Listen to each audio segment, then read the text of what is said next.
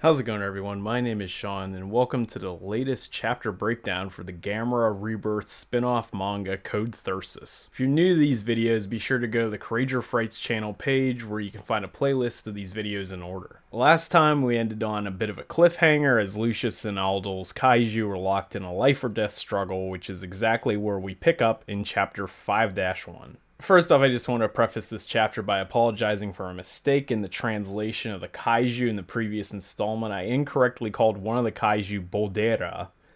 Apparently, it is now known as Deborah, although I'm pretty sure the same creature or maybe an earlier prototype was called Bodera in an earlier chapter, so I don't know if that was a typo or what, but here we are.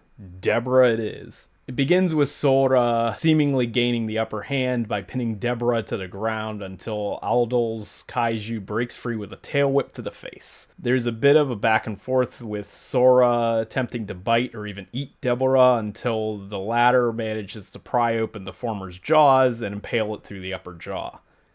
Deborah then shocks Lucius by picking up a pillar and using it as a weapon, displaying a level of intelligence he didn't think was possible for kaiju. Aldo explains to Lucius that Sika was the one who designed Deborah and that she has made great strides even without his teachings, which seems to be implying maybe an early stage of development that'll later lead to Gamera. Deborah has seemingly defeated Sora, but as we have previously seen, when Sora begins bleeding, it starts building up gases within its body and eventually leads to a massive explosive force. As Sora begins expanding like Cell's self-destruct in Dragon Ball Z, Lucius calls out to his uncle, warning him to run away. The resulting explosion is enormous, destroying most of the building they were in as well as both kaiju, shocking the rioters outside. Despite the sheer mass of the destruction, both Lucius and Aldo managed to escape somehow. Lucius explains that he knew it could breathe fire after being damaged, but even he was surprised by the explosion. He also informs Aldo that he misjudged his and Sika's capabilities, which brings the first half of Chapter 5 to a close. While 5-1 was entirely just a kaiju fight, 5-2 deals with the aftermath and furthers the plot, beginning with Lucius telling Aldo the existence of kaiju cannot be made public just yet. While Aldo asks if the self-destruction of Lucius's kaiju was an intentional means of destroying the evidence, Lucius ignores him and scribbles down something, passing it to Aldo, telling him to take it back with him. Turns out that he wrote down some ideas on how to improve on Deborah, as well as some info on his future plans with Laptis. Lucius then tells Aldo that there is an exit through the sewers about 2 blocks away.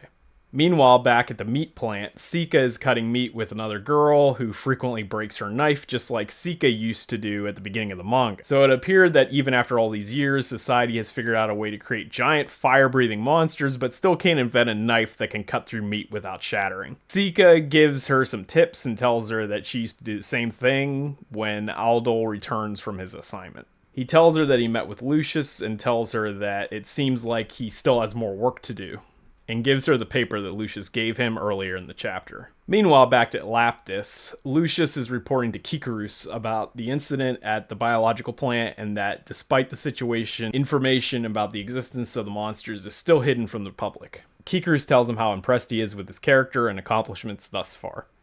Lucius makes a formal request to be recommended as a nationally selected researcher, apparently a high-level position within the Laptis government. A little bit of time passes and Kikurus meets with Lucius once again, along with his daughter Luna, who accompanies him, where he informs him that he will promise to recommend him to the council and also surprises him with a proposal that he would like Lucius to marry Luna.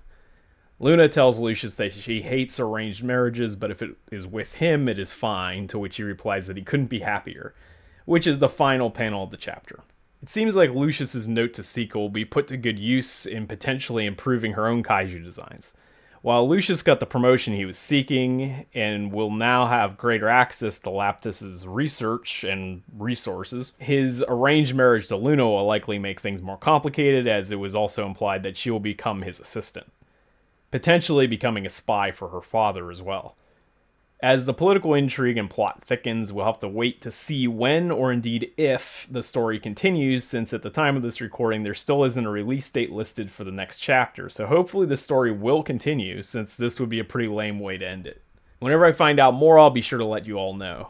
Anyway, thanks for watching these videos, and if you watched to this point, remember to leave a like and consider subscribing for more kaiju content like this in the future. Have a great day, and I'll see you in the next video. Bye.